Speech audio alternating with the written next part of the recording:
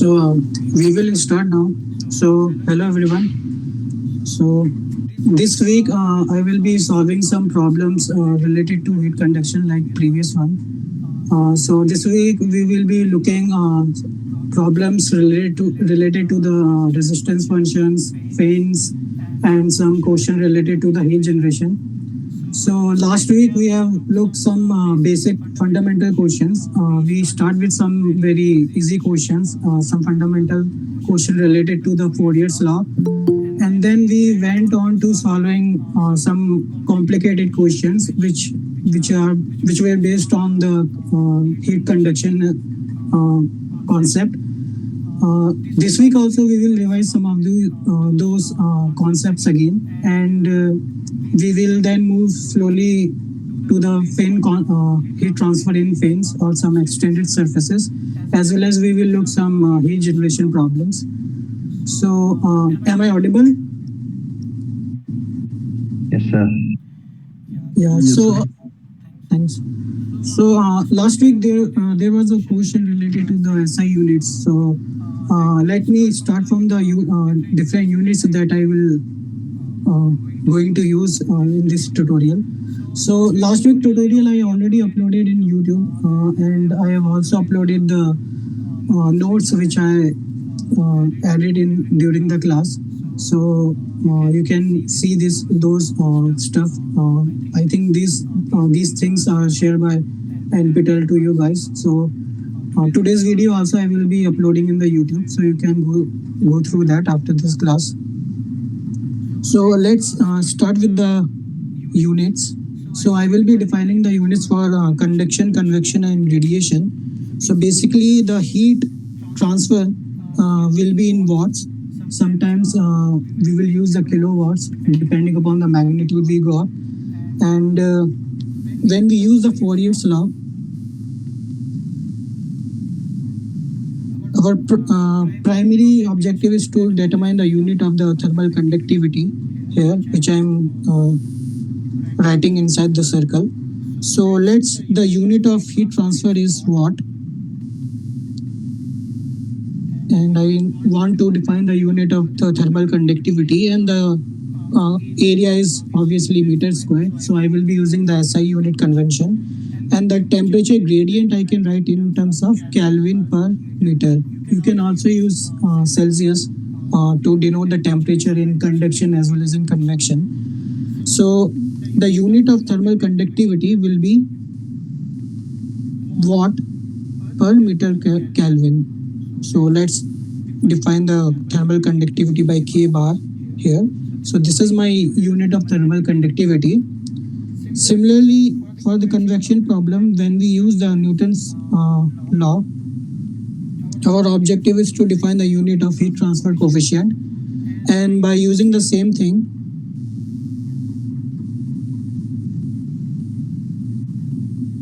we can define the unit of heat transfer coefficient as watt per meter square Kelvin. And for the radiation case,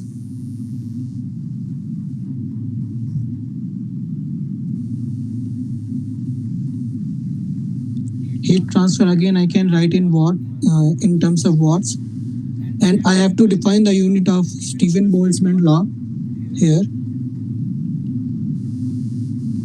meter square. And the temperature I usually write in the Kelvin. So just make sure that when you are solving the radiation questions, always write the temperature in terms of Kelvin only. So the unit of Stephen-Boltzmann constant is watt per meter square Kelvin to the 4. So these are my units for different parameter that we usually encounter in the heat transfer problem. So let's start with the first question. So first question is the multiple choice question. So in this question we have a medium in which the heat conduction is governed by the equation which is given here. So we need to determine the correct option in this question. So the first option is the equation describes the steady two-dimensional heat transfer with no heat generation and variable thermal conductivity of the material. So Anyone, is this the correct? Sir, false. Yeah, so here the thermal conductivity is a constant. So this option is false because it says variable thermal conductivity. So when we are deriving the heat conduction equation, we come across the term like this. Now, if the thermal conductivity is a constant, we can put out this thermal conductivity outside the bracket and we can write like this. And later, when we simplify the equation, we can write the thermal conductivity in terms of diffusivity. And therefore, in this equation, the thermal conductivity is a constant. If it is not a constant, then we need to take the derivative of thermal conductivity as well as the temperature gradient by using the chain rule. So the first option is incorrect option. The second option is the equation describe the transient one-dimensional heat transfer with heat generation and thermal conductivity of the material to be constant. So is this the correct option? Sir, false. Yeah, so again, this is a incorrect option because it says it is a one-dimensional heat transfer, but since the temperature is a function of y also, it is actually two-dimensional problem where the temperature can vary in x as well as in the y direction. So if we can able to ignore this term, then this equation become one-dimensional heat conduction equation. Otherwise, it is an incorrect option. Now the third option is the equation describes steady two-dimensional heat transfer with no heat generation and thermal conductivity to be constant. Is this? So true. False. So any other? Sir, false. Steady state. False. So yes, this is also false option because it is unsteady process because of the RHS. The temperature depends on the time as well. Therefore, this is an unsteady process. So because of this steady definition here, we can say that the C option is also correct. And the D option is the equation describes transient two-dimensional heat transfer with no heat generation and thermal conductivity of the material to be constant. So this is true. So yes, this is the correct option because it's a transient because of the RHS. It's a two-dimensional heat equation. As I said, the temperature depends on X and Y. And no heat generation because if there is a heat generation, then there will be extra term present in the equation, which is Q by K. And the thermal conductivity is a constant because I already explained here. So yeah. So any doubt in this question? No, sir. No, sir. Okay, so let's move to the next question.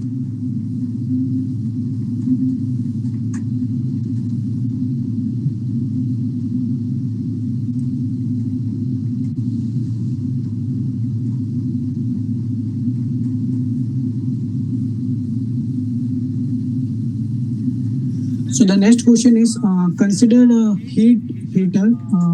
We have given the heat rate situated inside a hollow sphere made of aluminium, and we have given the thermal conductivity. The surface temperature of the inner wall of the aluminium is 250 degrees Celsius. The sphere is externally insulated, and the ambient temperature is 20 degrees Celsius, and the heat transfer coefficient there is 30 watt per meter square Kelvin.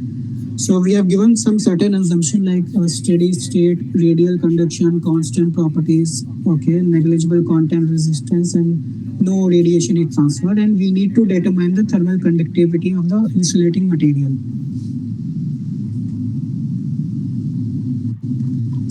Sir? Yeah. Sir, I didn't get your YouTube link for the last session. Okay, then I will paste here at the end of the lecture. Okay. Thank you, sir. Yeah.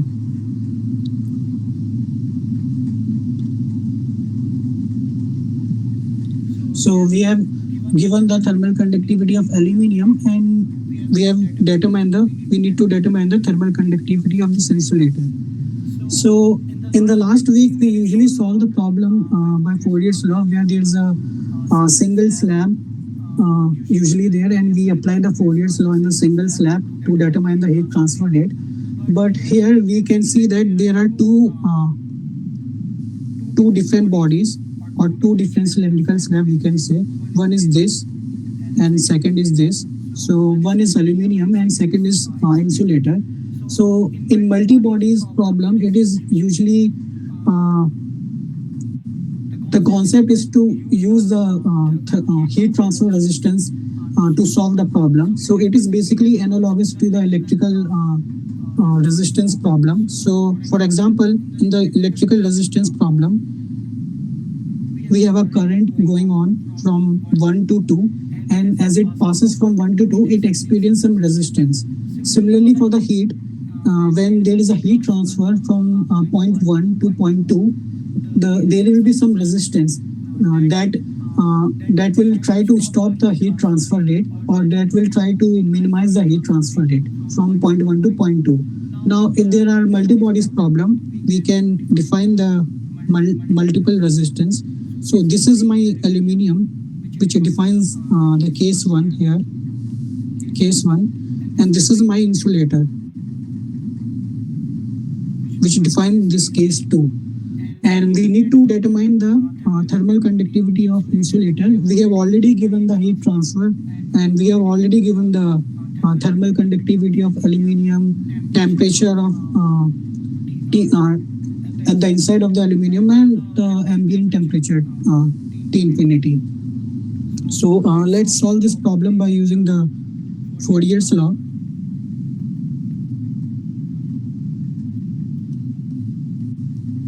So just to have a revision, the resistance for the plain slab can be defined as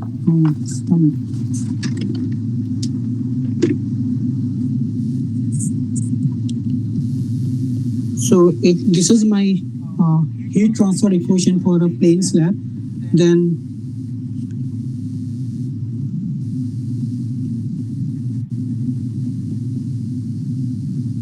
this is my resistance for the plain slab.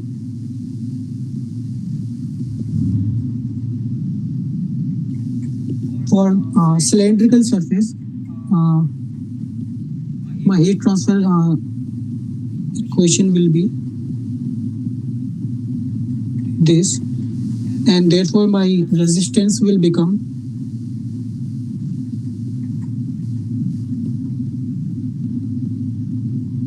so this will be my resistance for the cylindrical surface.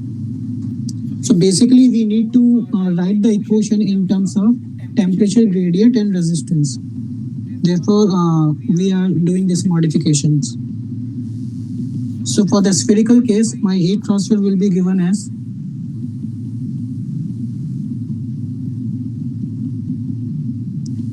so in this case my resistance function will be 4 pi k. So this is my resistance for the spherical case, spherical bodies.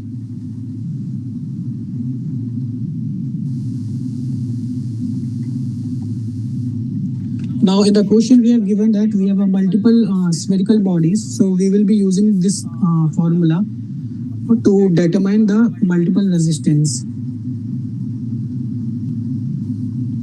Sir, Yeah. so how did you found that it is a spherical surface, sir? So the idea is to use the how did the equation come for the spherical surface, right? This is your question, right?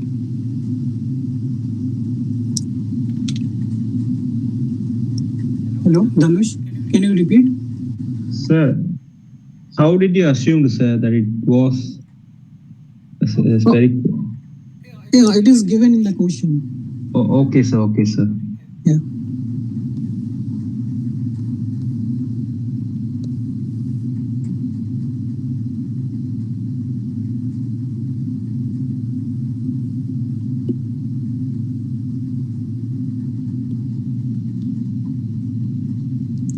So we have given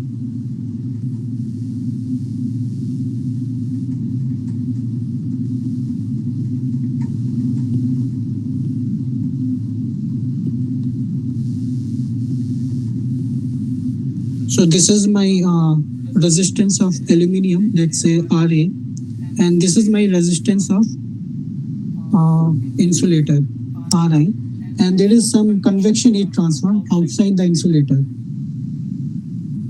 So I need to write in terms of Ra.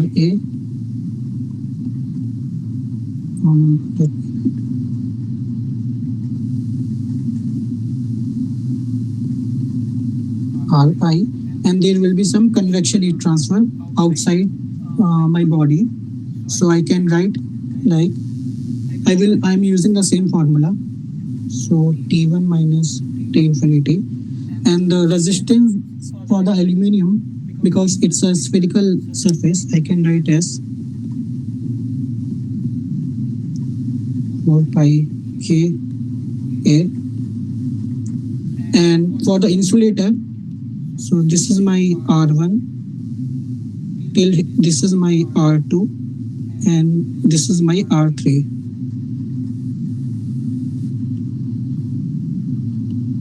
So for insulator, now I'm considering this region, R2 and R3 region. And for aluminium, I considered R1 and R2 region, R1 and R2 here. So for insulator, it will be R2 minus R3, 4 pi, and this is my thermal conductivity of insulator. Now I need a resistance for the convection problem also. So by using the Newton's law, we know that convection heat transfer can be written like this. So I can modify to 1 by HA. So this will be my resistance for the convection problem. So I will be using the same formula here, 4 pi. So this is my area for the convection. So I need to determine this thermal conductivity of insulator. So we just need to put the values, that's all. So T1 is 250 and T infinity is 20.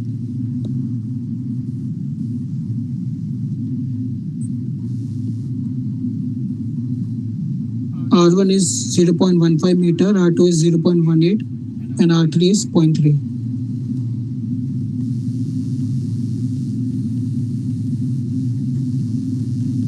And the thermal conductivity of aluminium is 230.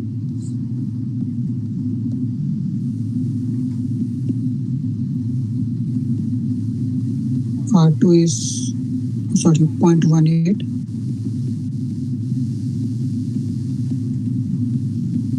And this is the unknown quantity that we need to find.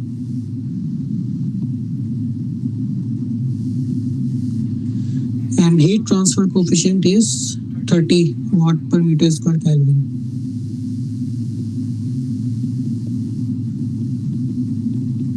So, and the heat transfer is 80 watt. So now solving this equation to find K, when you calculate K, you will get thermal conductivity of insulator is around 0.062 watt per meter Kelvin. So in this question, we have given the multiple spherical bodies, and there is a heat transfer outside the insulator as well. So basically 2 modes of heat transfer along with the multiple bodies. So we use the resistance concept to determine the resistance for each of the bodies first, and then we use the simple heat transfer relation. So this comes from the Fourier's law, and this term comes from the Newton's law of cooling. So by writing in terms of a resistance function, it is very easy to solve the multiple body problem. So we already given everything like heat transfer, temperature, geometrical properties. We, uh, and you know, Sir, what about the convection coefficient, convective resistance for inside surface that is near T1? so we have not given any information regarding the inside heat transfer. If there is an inside heat transfer, you just need to add one more problem here. Sorry, one more term here, which is heat transfer at the inside as well as 4 pi r1 square. You will consider this r1 diameter here. So this will account for the inside heat transfer convection interior problem. But since in question there is no information about inside convection, so we just considered at the outside because they have given the heat transfer coefficient at the outside. Okay, sir. Yeah. Any other doubt?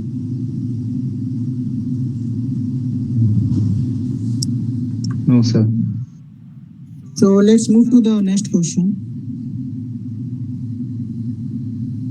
So this question is related to the heat generation problem. So we have given the one-dimensional plane wall of thickness 2L experience uniform thermal energy generation of 1000 watt per meter cube, and it's convectively cooled at X plus minus 50 mm, and by the ambient fluid temperature 20 degrees Celsius. We have given the temperature profile Tx, and we have given A and B, value of A and B here. We need to determine the thermal conductivity of the wall, and we need to determine the heat transfer coefficient. So there is a two mode of heat transfer here.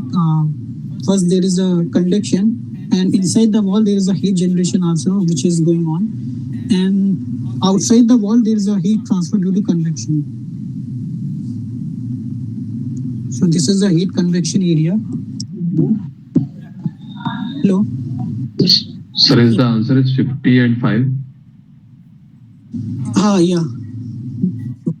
Is that your assignment problem? Yes, sir. We have solved it.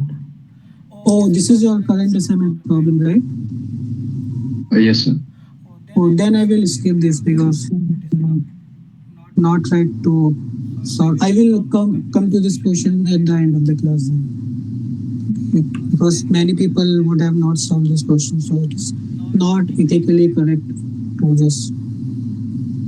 Okay, let's move to the next question then.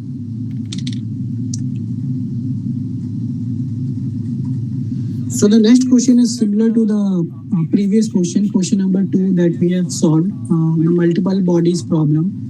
So in this question, we have a walls of refrigerator which are typically constructed by sandwiching a layer of insulation between sheet metal panels, and consider a wall made of a fiberglass insulation of thermal conductivity 0.046, and we have a thickness 50 mm, and steel panels each of thermal conductivity of 60 watt per meter Kelvin, and the thickness we have given 3 mm. If the wall separates refrigerated air at T infinity at 4 degrees Celsius to the ambient air 25 degrees Celsius, we need to gain the heat gain per unit surface area, and we have given the inside and outside heat transfer coefficient. So this is the similar problem that we have just solved in question number 2. The only difference is we have given the wall here, and there is some insulation at both sides of the wall. So this is my insulation. Now there is a convection heat transfer here, which I represented by HI. This is the heat transfer coefficient at this part 1, let's say, and this is my part 2, part 3, part 4, and there is a outside convection which is going on. So there is H naught at the outside. So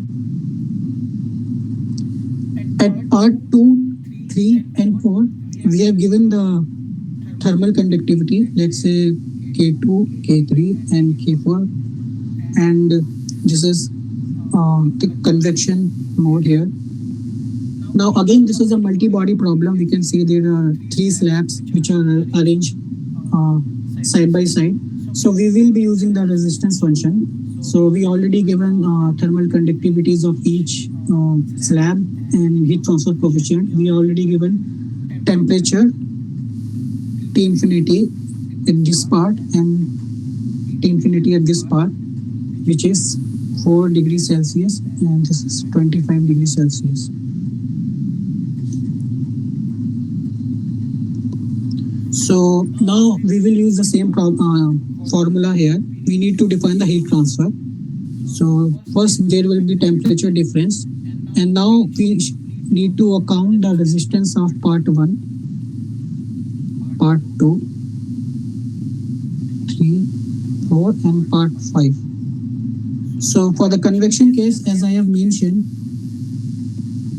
the simple resistance can be given as 1 by HA. This is my simplified general expression of a resistance for the convection problem here.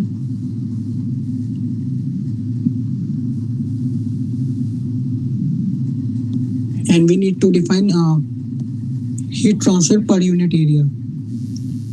So for my resistance 1,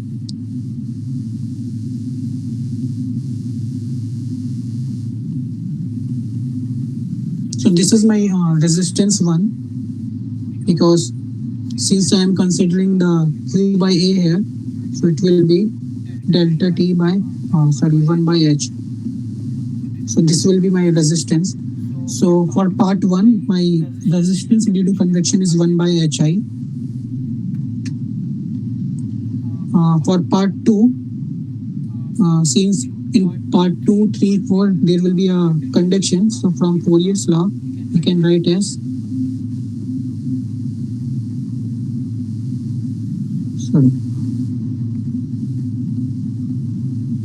L by K. So this will be my resistance for the conduction problem, L by K. So I can write L2 by K2, and for 3, L3 by K3. And for the outer convection, part 5, we can write as 1 by H naught.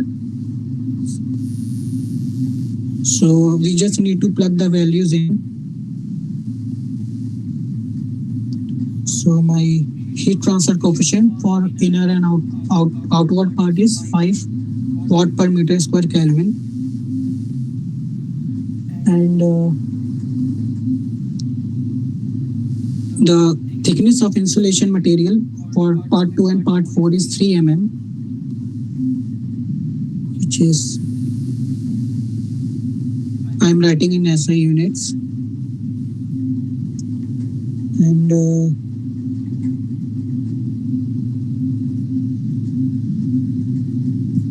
thermal conductivity is 60.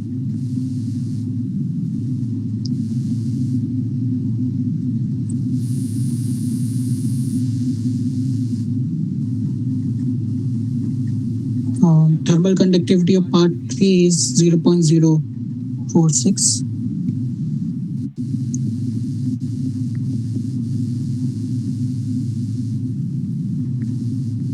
And this is for part 4.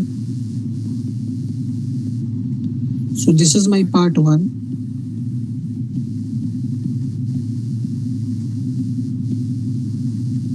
So these are all the resistance of different parts. Now we just need to calculate the value, and on calculating the value, we will get the heat transfer per unit area as 14.1 watt per meter square. So again, we saw the same multi-body problem. So in this problem, the only difference is we have given the 2 different heat transfer coefficient inside and outside. And this is a plain slab problem. So we just need to figure out different resistance due to conduction and convection. And we just need to use a simplified relation to find the heat transfer. That's it. So any doubt in this question? No, sir. Okay. Okay, then let's move to the different question then.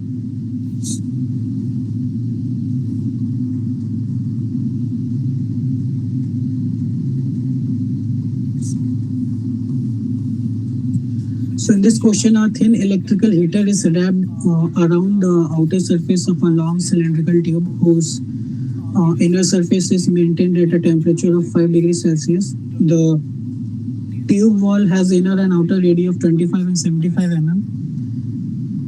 Thermal conductivity is 10. Thermal contact resistance between the heater and the outer surface of the tube is okay. RT 0.01. The outer surface of the heater is exposed to a fluid, and we have given the outer temperature of the fluid. We have given the heat transfer coefficient, and we need to determine the heater power per unit length of the tube. To maintain the temperature at T0 25 degrees Celsius. So we have given a long cylindrical tube.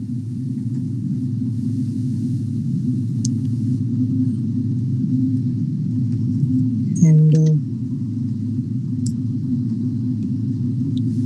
my T infinity is minus 10 degrees Celsius. Heat transfer coefficient is here 100. There will be a convection outside. An electrical heater is placed here. And thermal conductivity is K, 10 watt per meter Kelvin. And we have given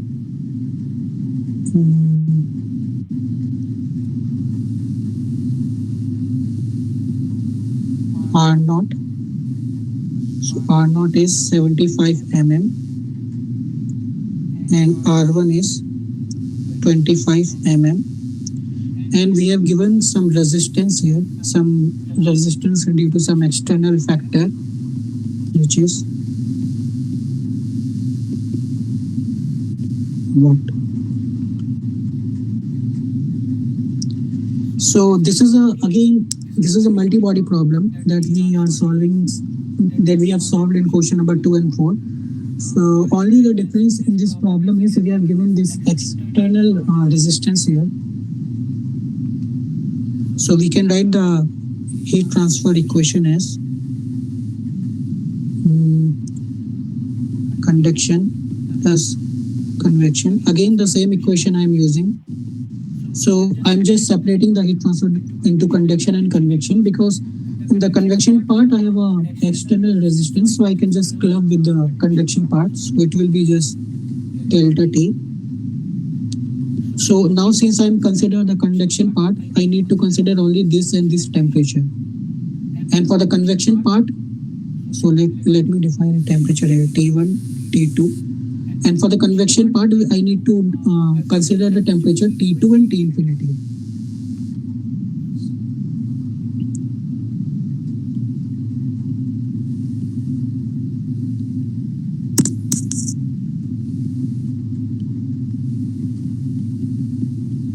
And my resistance, since this is a cylindrical surface, the formula for the resistance is, resistance function is this.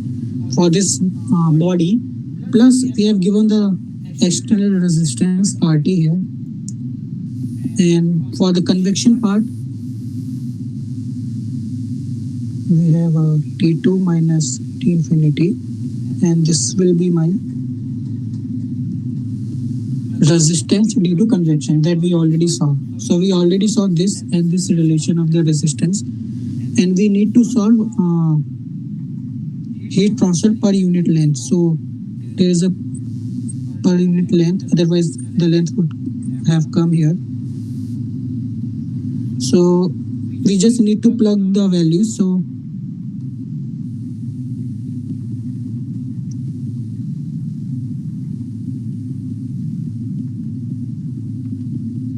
the thermal conductivity is given as 10.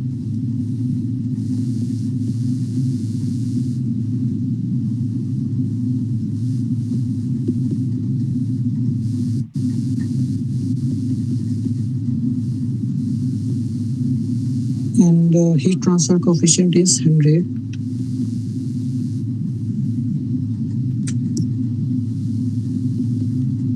And I am considered outer diameter because the convection is taking place at the outside.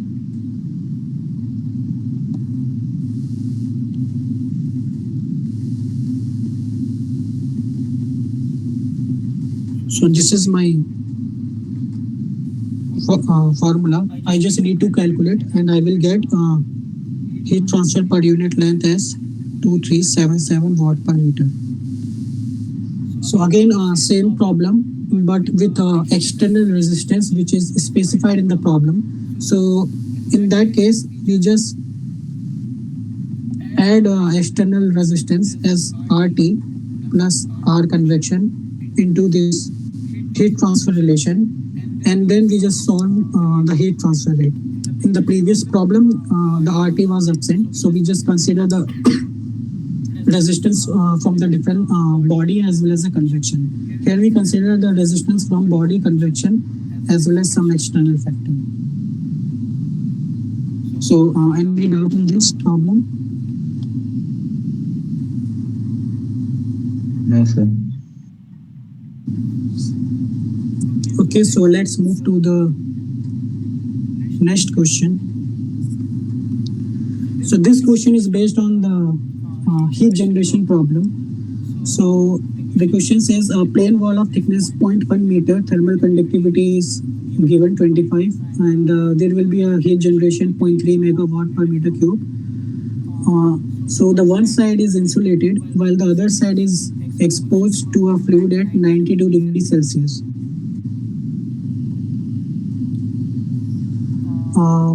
Okay, so the convection heat transfer coefficient is 500 and we need to determine the maximum temperature in the wall. So this might be a bit tricky question at first because we have given there is a heat generation in the plane slab. So there are actually three conditions here for the plane slab. So let's say this is my temperature T1 here, and there is some heat generation at the middle of the plane slab. So my temperature profile without heat generation will be like this, according to the Fourier's law. But with heat generation, it will be goes like this. This is my temperature T2 here. So the basic assumption is T1 equal to T2, and there is a symmetry lies between the variation of the temperature. So this will be my maximum temperature here because of the heat generation. In case of a asymmetry where T1 not equal to T2, my heat generation will be something like this.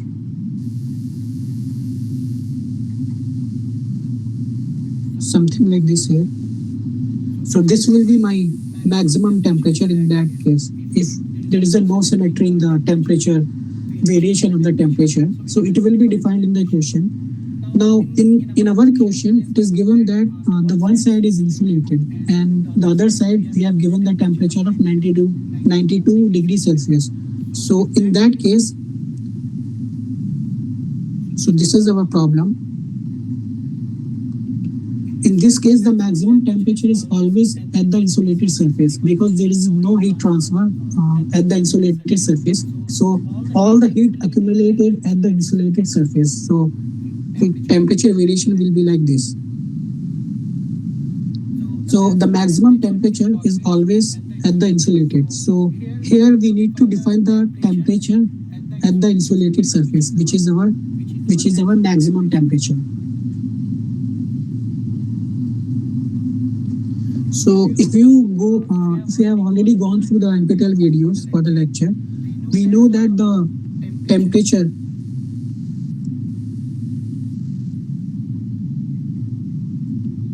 the maximum equation for the maximum temperature is for the plane slab is QL square plus by 2K plus TS. This is for only plane slab. For the conduction heat transfer, and for the convection part, this is my formula.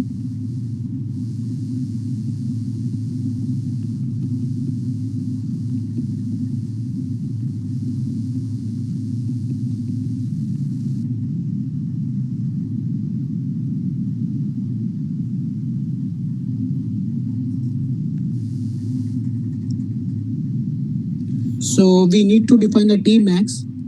So in this question, we already have Q, L, K, and Ts.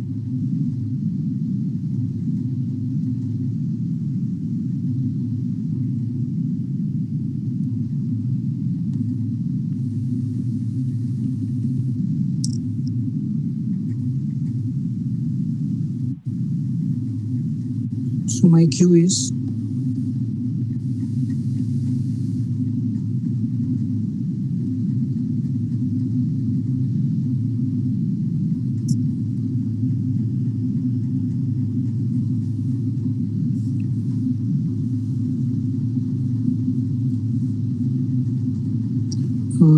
sorry. So we have given the T infinity here actually. So this is not. This is just Ts. The T infinity is 92 degrees Celsius. So we need to define the maximum temperature, and we already given Q, L, and K, and the Ts is unknown. We know T infinity, which is 92, and we know Q, L, and H also. So we can define temperature at the slab at this point, at the right part of the slab from the convection formula. And once we define the temperature Ts at the right hand side of the slab, we can define the maximum temperature from the convection relation. So first, let's use equation B. This is my equation A.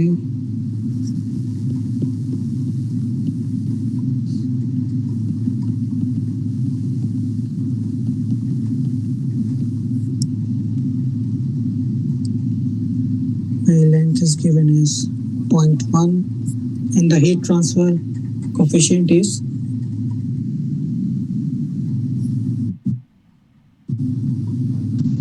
500,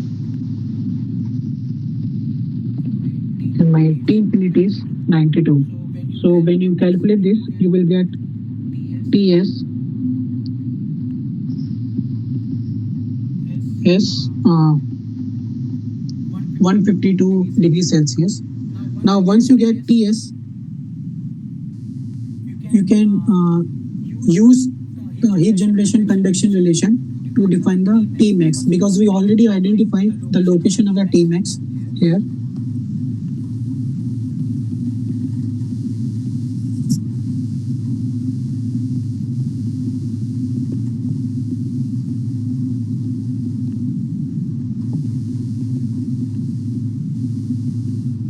And my thermal conductivity is 25, 152.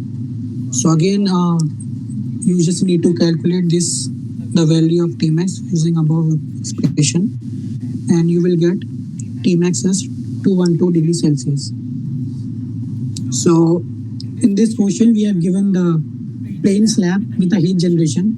So in that case, you need to always use this equation A if there is a heat generation inside the plain slab, and you need to determine the temperature. So for that, always use the equation A. But again, the question further stated that there is a convection also. So for the convection heat generation problem, use equation B. So this is a combined problem of equation A and equation B. So first we use the convection equation B to determine the surface temperature. And once we get the surface temperature, we identify the maximum temperature, which is at the insulated surface.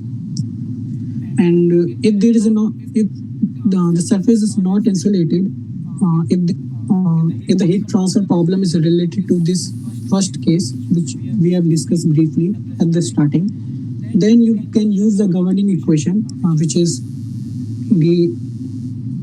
dou square T by dou x square plus Q by K. You need to solve this equation. So you need to integrate this equation twice. So you will get the temperature profile in terms of x square C1x plus C2. you need a proper boundary condition to solve for this temperature. So in the end, you will get temperature as a function of x here. So by solving this equation, you can just identify the location of the maximum temperature and the temperature at every location here. So any problem in this question? So actually, I want to ask in the that right hand side picture figure where one wall is insulated and heat generation source is where it is located at center. No. So the heat generation is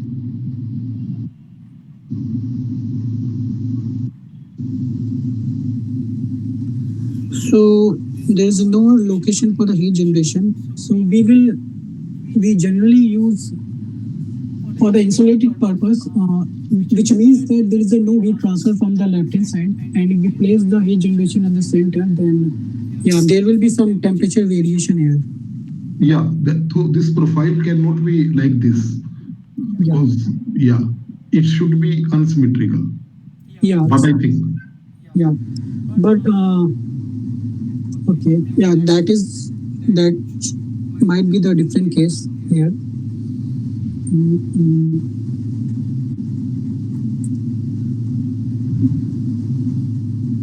Because temperature will be maximum only where the heat generation source is available, is located. Yes. So then whatever we have done, assuming that the temperature is maximum at the insulated surface, I think then this problem will not be correct, but what we are doing. No, it is not like that. I'm just thinking the better solution for this. So for the insulated case, the heat transfer rate will be 0. So at the left hand side, there will be no heat transfer at all because of the insulation, and that is okay. But will the temperature be maximum only at the insulator, because that heat temperature should be maximum at where the heat generation source is located? Yes, we can say that. So then this temperature profile is not correct. Then I don't know how to explain it. I mean, I'm getting your point actually. Okay.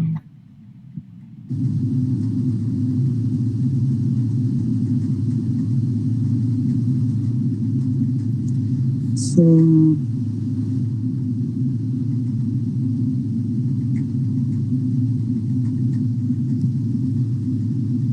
okay, so let me come back to this some answer to you. So I will just look at. We can discuss it next time. No problem, sir. Yeah, I will definitely discuss this one. Okay, thank you. So for now, let's move to the. So any other question in this problem?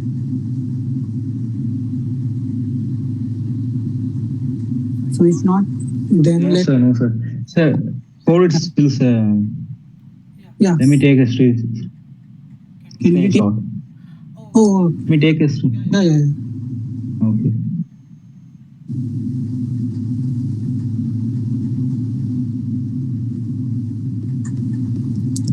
So let's move to the next question here. So this is again the heat generation problem.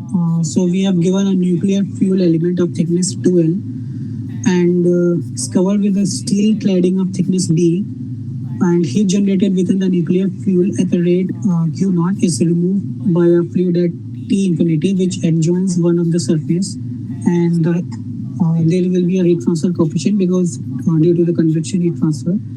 And we have given the thermal conductivities of the steel insulation as well as the nuclear fuel rod. And we need to define the temperature distribution of a nuclear fuel rod. So this is basically we need to solve the same above this equation which I have mentioned for this problem. So we need to write down the temperature in temperature profile with the heat generation as well as the heat convection. So here in this question, we will be using some of the boundary condition that we already discussed previous week. So So let's write down the governing equation.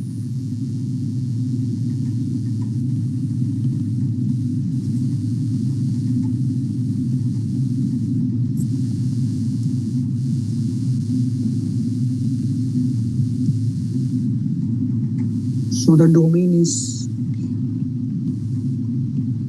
now we need to integrate this equation 1. When we integrate 1, we will get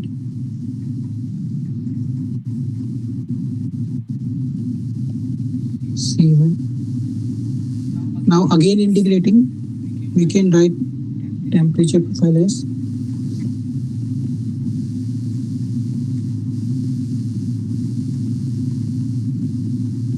now we will be using the boundary condition to determine C1 and C2. So the first boundary condition we can use at insulation boundary condition. So the last week we discussed that for the insulation boundary condition at X, where is the location of the insulation, let's say X1, the temperature gradient will be 0 because there will be no heat transfer. So we can write as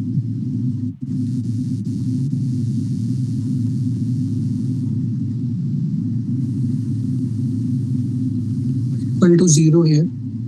So from equation 2,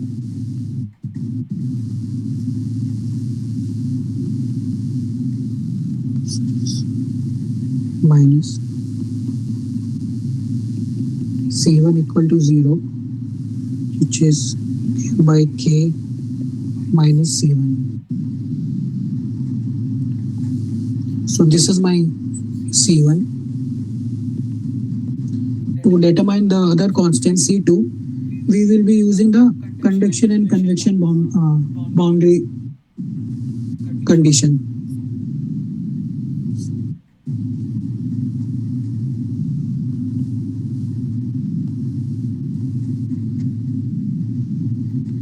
So the conduction part is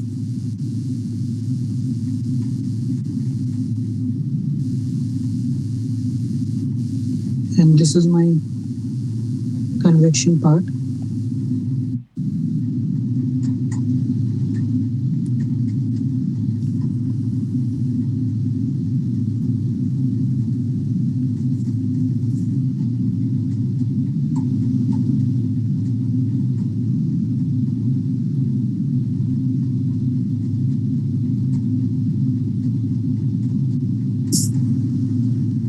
Let me write another way.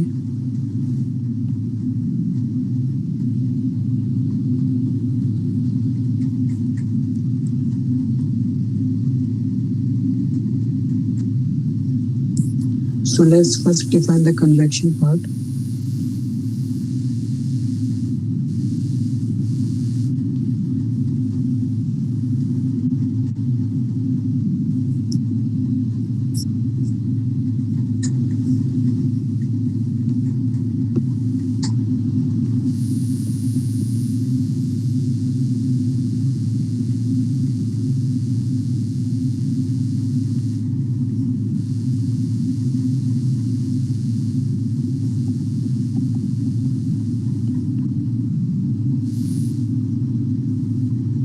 So I can write my surface temperature as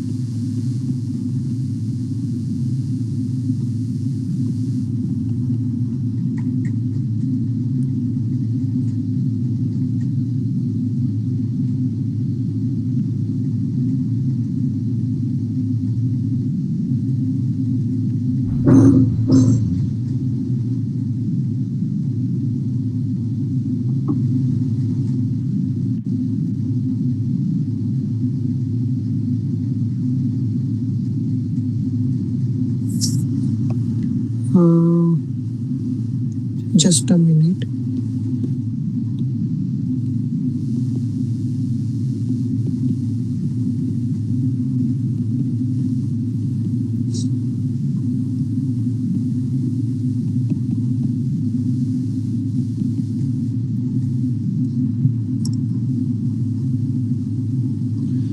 Okay, so to determine the C2, we will using the conduction and convection boundary problem at location x equal to positive L. So at x is equal to positive L, the temperature here should be equal to TS2. Sorry.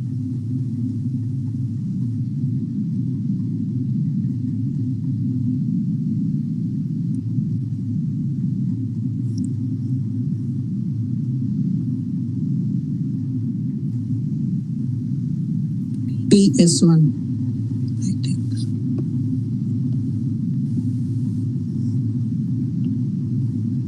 So first calculate the TS1. So this is my TS2. Now I'm using the conduction equal to convection, which is my conduction convection boundary condition.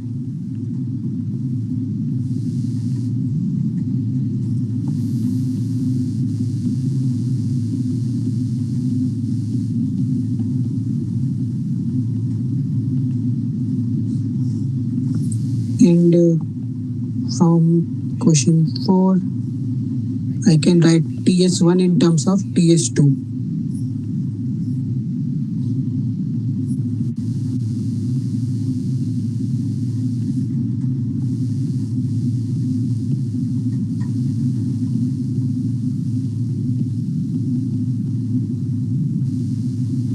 So just putting the value of TS2 here.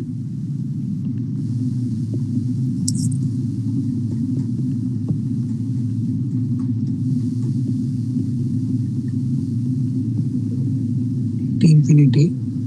So this is my value of TS1.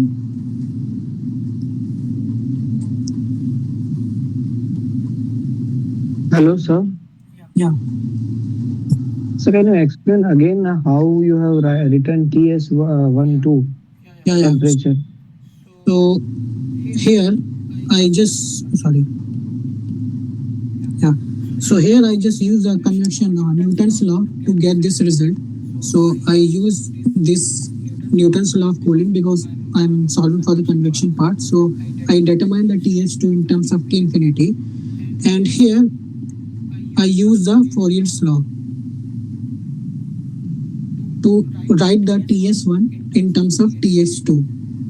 Now I already know the expression of TS2 from equation 4. So I just substitute the expression of TS2 here to write this expression, equation 5. Okay, sir.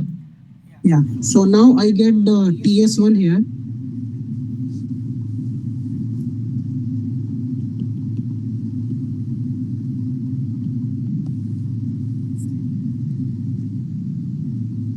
So the temperature at location L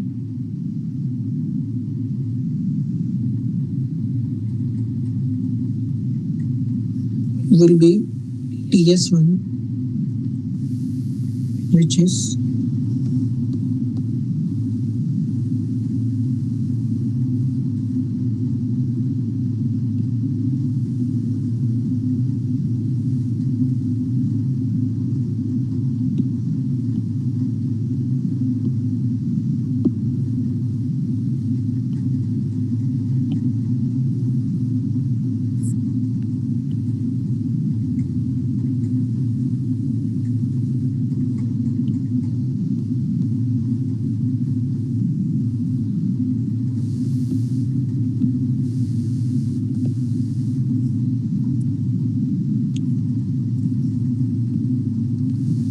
equal to, I'm using now this relation, at x equal to L,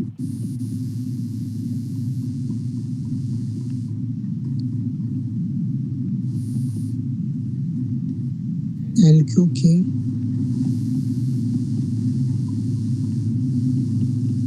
C2. So by solving this, I can write C2S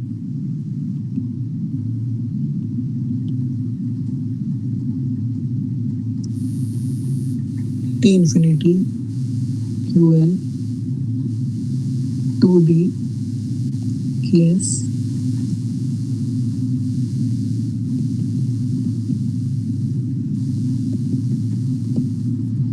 So this is my C2. So what I have done, I just briefly again summarize.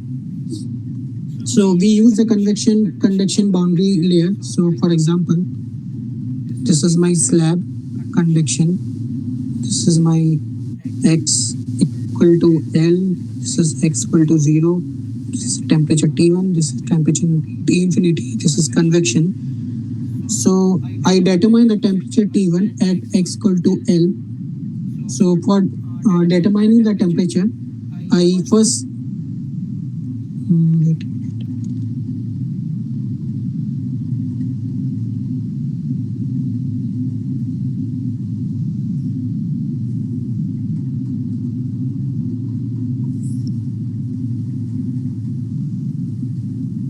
Yeah, so this is my T2. Yeah, so first I determine the temperature T2, then from the convection part, and then I determine the temperature T1 from the convection part, and I use this temperature to obtain the C2 here. Then once I get the C1 and C2, I just need to plug C1 and C2 into the equation we have obtained. So the obtained equation was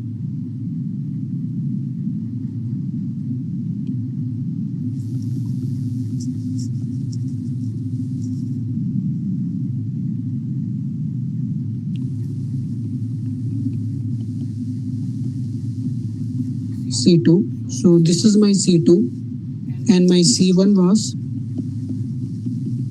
minus QL by K plus T infinity.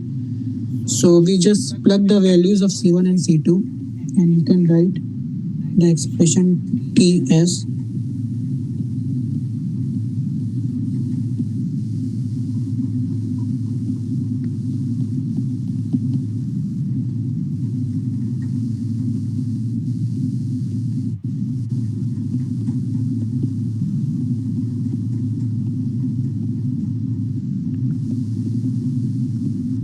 plus T infinity. So this is my expression of T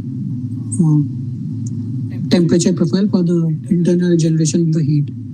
So here we had a conduction and convection part. So we use the insulation boundary condition, conduction convection boundary condition to determine the C1 and C2. Once we get the C1 and C2, we just put the into this solution that we found by integrating the governing equation to determine the temperature profile for the problem.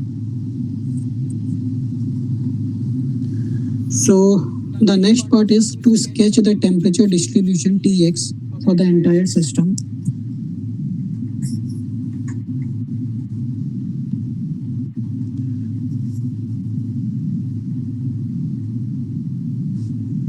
So one way is to determine the temperature profile is to just keep putting the x value from minus L to L and plot the temperature profile.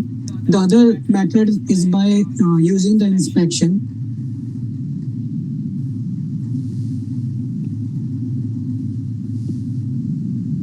So we have an insulated surface here.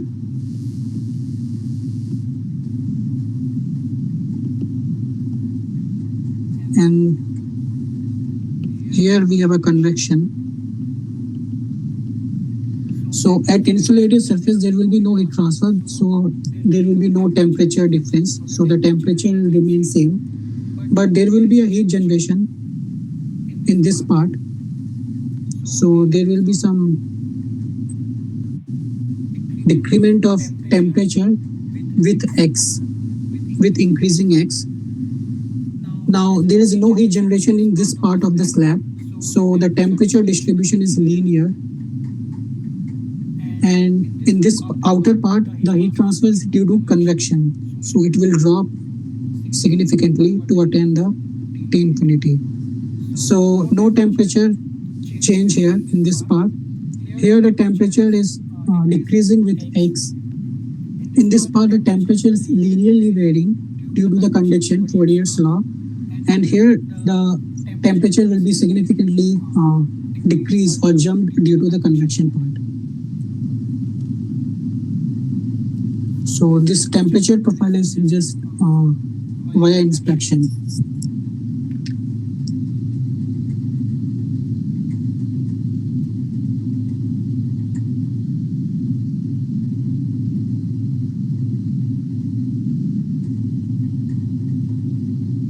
So, any doubt in this question? So why is this profile Yeah. in the case of heat generation it is decreasing with X? So, since this is this is actually again a same previous problem that you asked. For the insulation profile, the maximum temperature is at the right surface. So, for this question, I will come back to you. Like, usually the temperature profile will be like this. For the heat generation, the maximum temperature is at the right hand, at the insulated surface. So in this problem also the maximum temperature is at the insulated surface. So what is the reason behind this? I will come back to you in the next lecture. Okay, sir. So then let's move to the next one.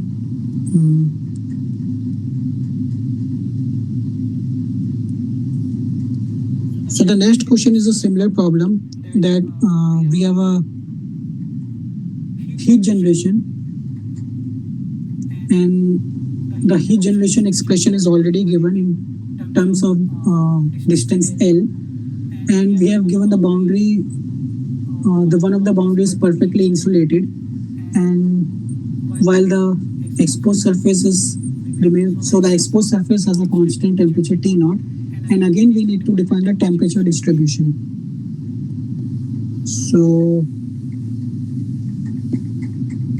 we have a slab, and this is, let's say, our insulation, and this is the constant temperature in which there is a exposed of the radiation heat transfer, and this is my X, this is my L,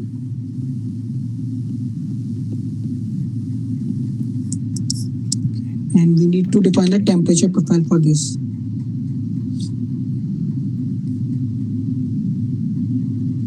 So this is the same problem as the previous one, but a pretty easy problem because there is no convection here. So we just need to use a simplified boundary condition here. So let's solve the same differential equation.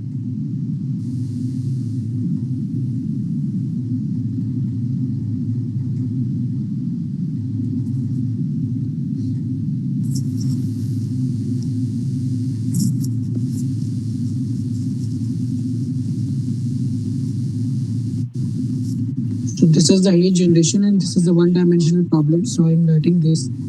So we can just integrate the equation 1 twice.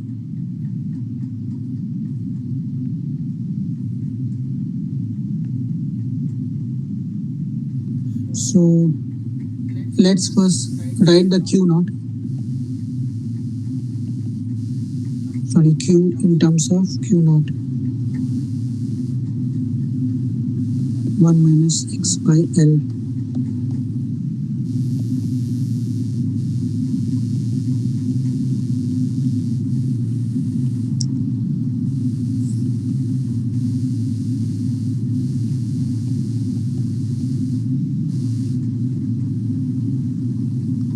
Yeah, so this is my equation, and I need to integrate this equation. Sir, I just want to interrupt. I'm Yeah. sorry that we are writing this d square by t by dx square plus q dot by k equal to 0. So this we are writing because there is heat generation. If there is no heat generation, then can we write directly the Fourier's law? Yeah. Then you have to use the Fourier's law directly. Okay, if there is no heat generation. Yeah. If there is no heat generation, because in that case, the energy balance equation will be just energy in and energy out. This is your Fourier's law at x equal to 0, and this is your Fourier's law at x equals to the different boundary. So yeah, it is just a Fourier's law without heat generation. Okay, then. Thank you.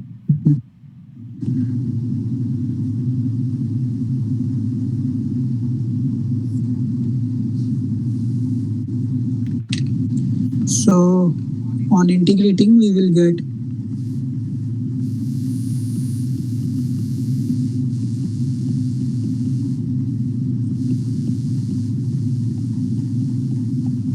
the C1 C1, and again we integrate the equation to write the temperature profile.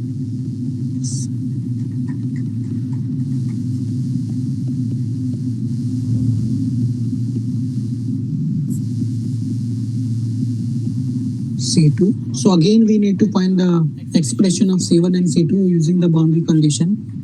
So we have an insulated surface. So we can use the insulation boundary condition at this location, and at this location we can use just a constant temperature boundary condition.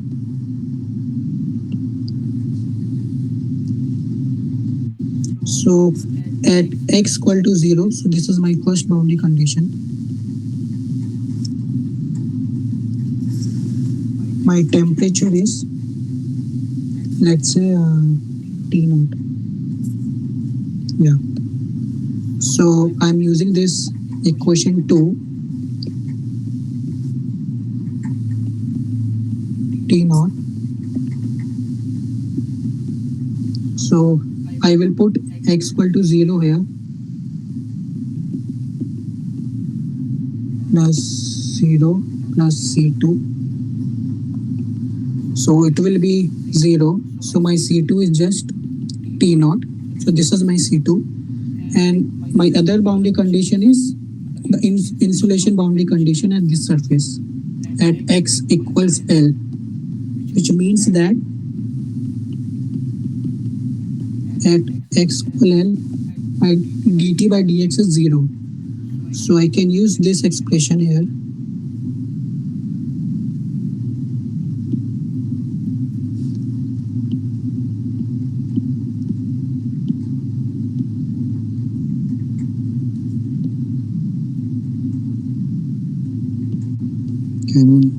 Will write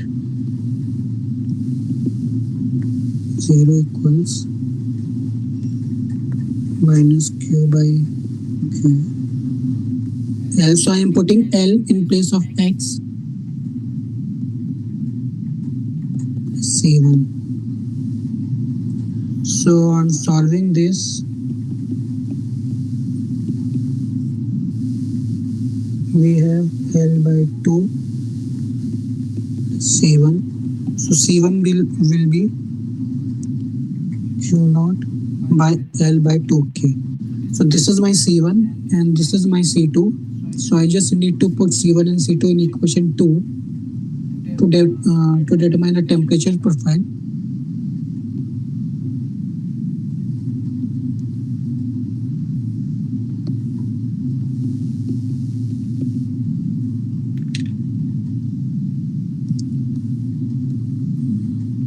Minus x cubed by 6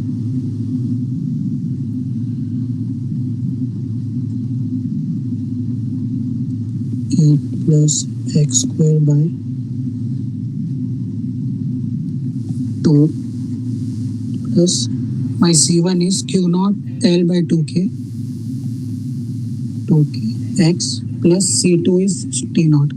So this is my temperature profile for this case. So again, this question is similar to the previous one. We have a heat generation inside the plane slab. One side is insulated. And we just need to determine the temperature profile for this case. So we use the insulation boundary condition at x equal L and constant temperature boundary condition at x equals 0. In the previous problem, here we use use the convection conduction boundary condition because we have given the convection mode of heat transfer also. So any problem in this question? No, sir. So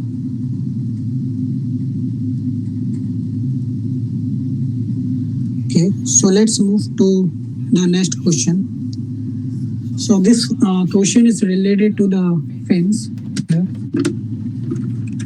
So explain the fin performance. So usually we determine the fin performance by two parameters, which is the first parameter is effectiveness. So we know that when we describe the heat transfer rate in the extended surface, there are various conditions or assumptions we need to consider. For example, the infinite long fin, the heat transfer at the tape or insulation at the tape and so on. And you guys already gone through the heat transfer relation in all these cases, the variation of the temperature and the heat transfer relation in all the three cases. So the point is, using the fin is always not a very effective criteria. So for example, let's say you decided to enhance the heat transfer rate and you decided to use fins. So it is not always beneficial to use fins. So for example, there might be a case when you put a fin into your system and it actually decreases the heat transfer. So to determine whether the fin you will use is very effective or increase the heat transfer rate, we use the effectiveness concept of effectiveness, which is the ratio of heat transfer with fin and heat transfer without fin. So in this case, if your effectiveness is more than 1, which it means that the heat transfer with fin is more than heat transfer without fin. So in such condition, it is always advisable to use the fins. If the effectiveness is less than 1, then in this case, whenever you use the fin, the heat transfer gets reduced. So let's consider this effectiveness relation for the simple case. For example, for the infinite long fins. So we know that for the infinite long fin, my heat transfer relation will be just. So this is my temperature difference. H is my heat transfer coefficient. P is my parameter. A is my cross-sectional area and K is my thermal conductivity. So this is my heat transfer relation for the infinite long fin. And my heat transfer relation without fin will be just a Newton law of cooling. So again, this is my temperature difference. So the idea is you have a wall. So if you are not using any fin, so the heat transfer here will be take place by the interaction of air to this body, which is just a convection mode of heat transfer. So this is this convection mode is given by the Newton's law of cooling. And if you have an infinite fin, which is extend to the infinite x direction, in that case, this is your heat transfer. So your effectiveness will be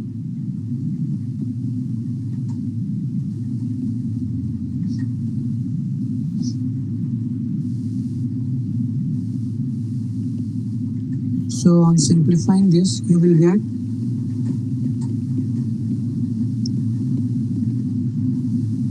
so this is your effectiveness for the infinite long fin. So this relation says that in order to use the fin, the thermal conductivity of the fin should be very large and the heat transfer coefficient should be very less. That means if we are using the liquid, any liquid which has the high heat transfer coefficient, it will actually reduce the heat transfer from the fin.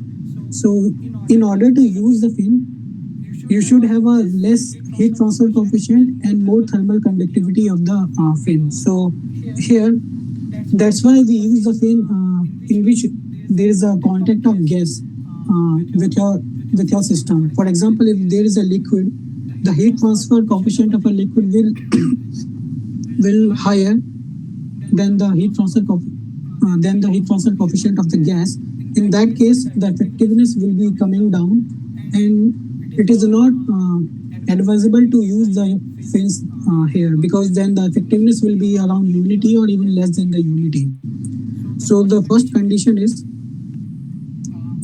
thermal conductivity of fin should be high. The heat transfer coefficient of fluid should be less, and your cross-section area of the fin should be less, because it is inversely proportional to the effectiveness.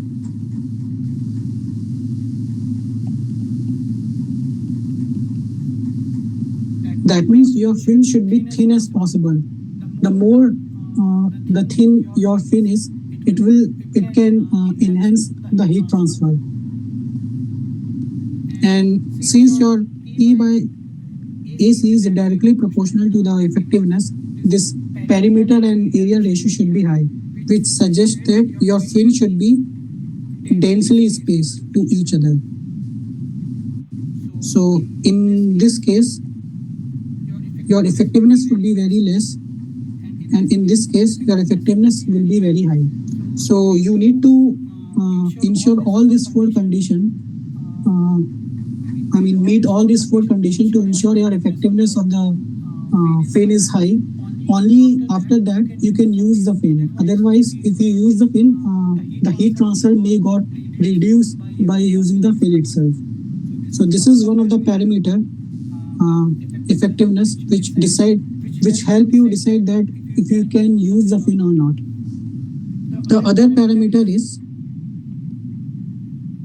efficiency.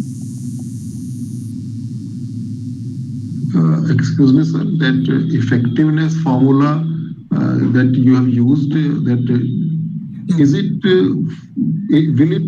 the formula will change when the shape of the fin changes? Yes. So this formula I use only for the infinite long fin, and the fin shape of the fin is just a rectangular, or in 3D it is a cubical in a infinity at one particular direction. If you are using the triangular fin, let's say, the cross-section area will be changed. And in that case... Can this be for cylindrical? It cannot be for cylindrical fin, you just... So in those cases, you just need to change the cross-sectional area. That's it. What about the perimeter? Yeah, perimeter, geometric properties, I mean to say. Perimeter area. The perimeter in case of your cylindrical shape will be 2 pi r. Yeah, so for that case, the perimeter by area will be around 4 by d, I think. So that in this rectangular fin, then because it is infinitely long, so the cross-sectional area, cross-sectional perimeter plus that length, that also is included, or only the cross-sectional perimeter should be there? Yeah, only the cross-sectional perimeter should be there. Okay. So the second parameter is efficiency, which you describe as. So let me just first explain. So now when you are using the fin, let's say I have a fin here. This is my temperature TB, which is my base temperature. This is my temperature of the ambient, and let's say this is my somewhere here. My temperature is T1, let's say. So my fin can have a maximum heat transfer if the temperature difference will be higher. So for that, the maximum heat transfer can be possible with the temperature difference of TB minus T infinity. Because in this case, the temperature difference is much higher. Here, TB is greater than T1 and T1 is greater than T infinity. But in normal situation, what happens? There will be some conduction heat transfer inside the fin. So after some length, my temperature become T1, let's say, at some location X1. So in that case, what happens? There will be a heat transfer from temperature T1 to T infinity. So here is T1, here is T1, and here is T1. So there will be a temperature, there will be a heat transfer with a temperature difference of T1 minus T infinity.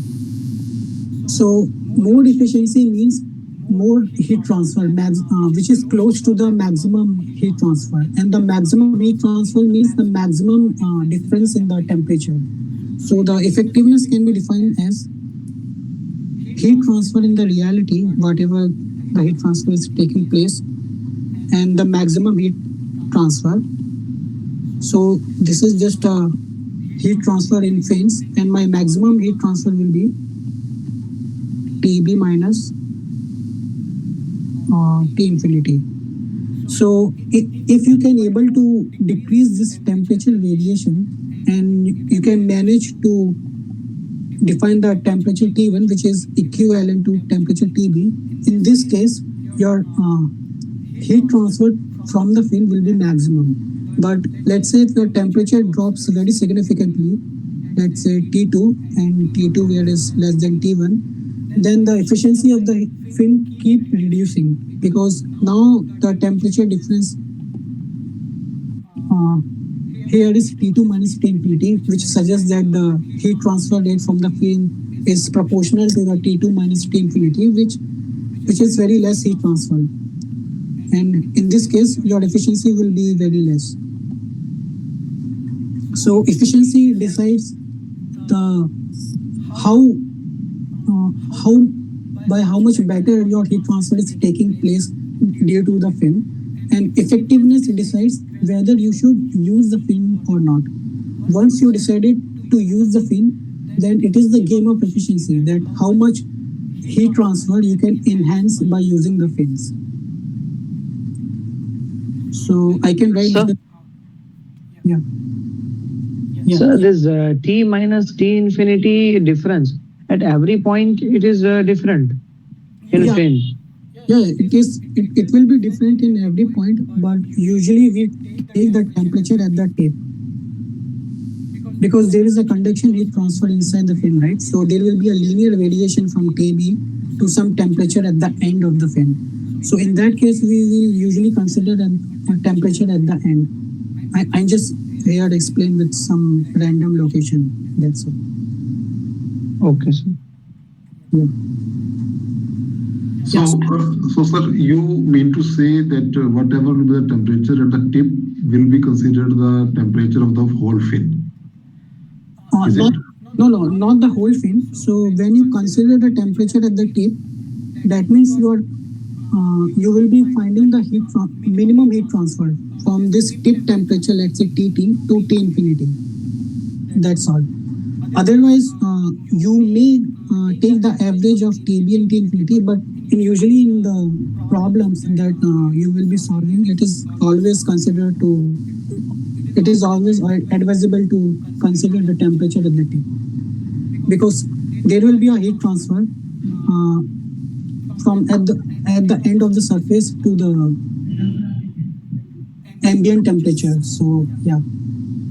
So when we are calculating reality, then it means we will be taking temperature at the tip instead of TB. Yes, to determine the Q reality. So basically in the question that you will be solving, you just need to use the fin heat transfer here, heat transfer equation. Like for the infinite case, we have already looked at the relation. So this is your Q reality in this case. And otherwise you will have given the temperature of the surface of the fin, which is different from the base temperature. So in that case, you will be using that temperature to determine the theta here. Okay.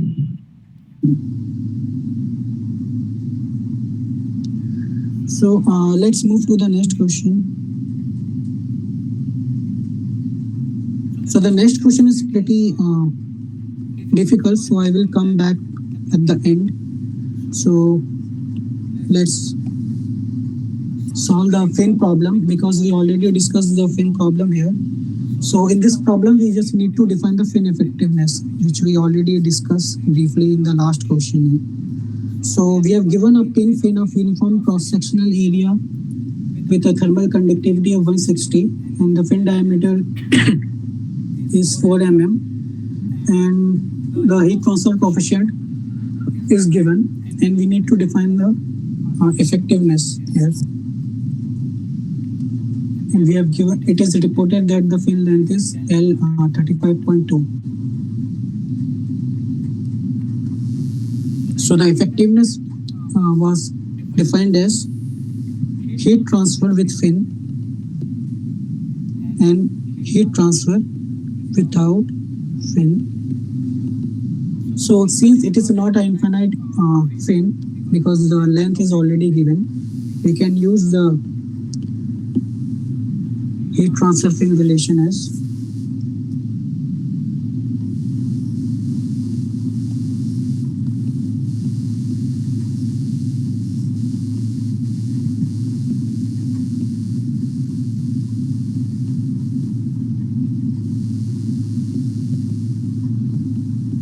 theta, which will be cancelled. So this will be my effectiveness.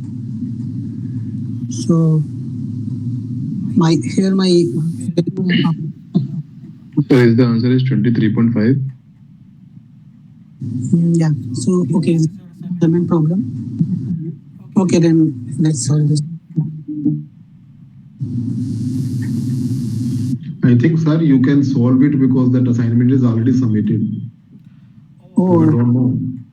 oh, okay. Then it's fine. So this is your M.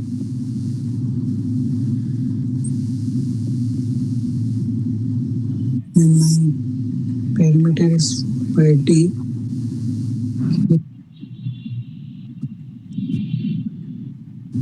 So just you just need to put the values here.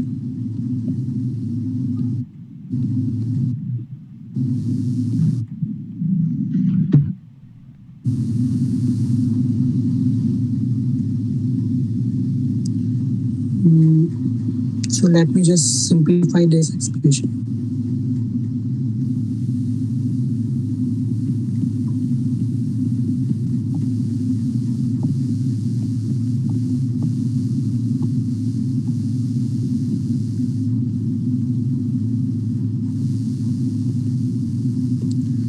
In your case, 160 multiplied by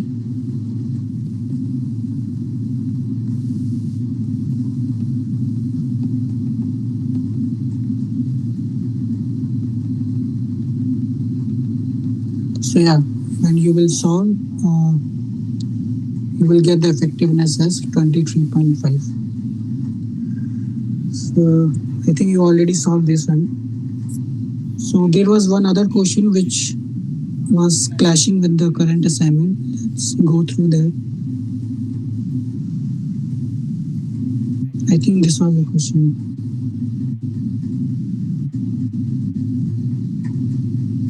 So in case you already solved the question, I will not go in detail. I will just introduce how to solve the question. So in this question, you have a one-dimensional wall of thickness. You have given the width, you have given the heat generation, you have given the ambient temperature and the temperature profile. So to determine the thermal conductivity of the wall, you just need to use the governing equation here.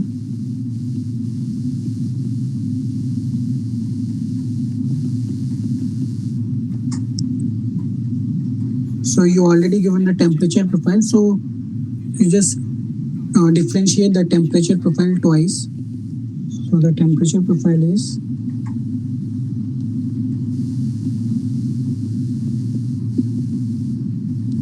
so when you differentiate it, it will be minus 2A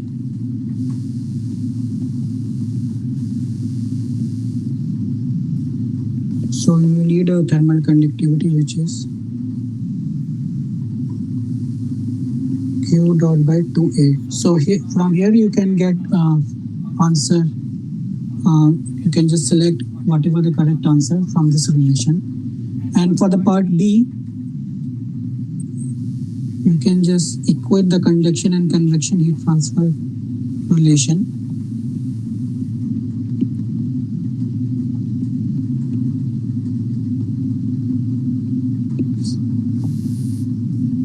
To determine H, which is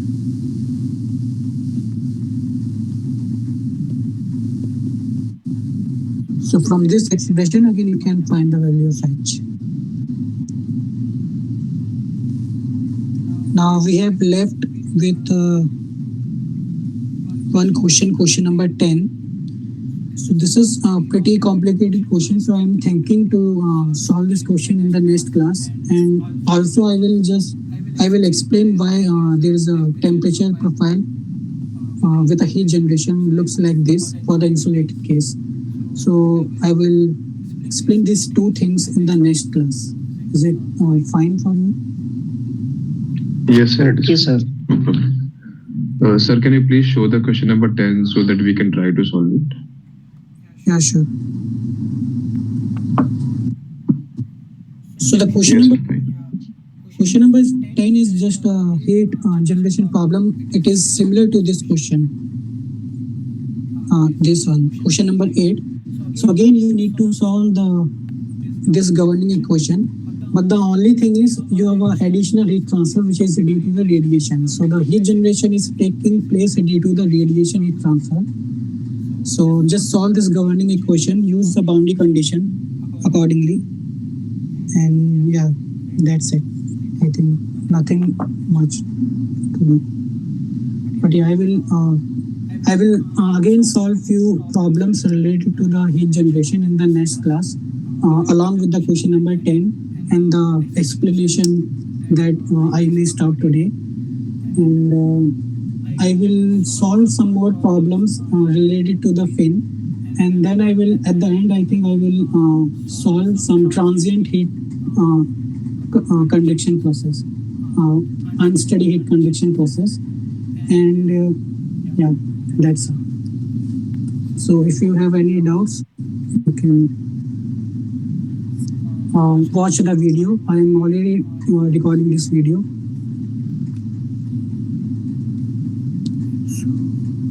So any doubt? No, sir.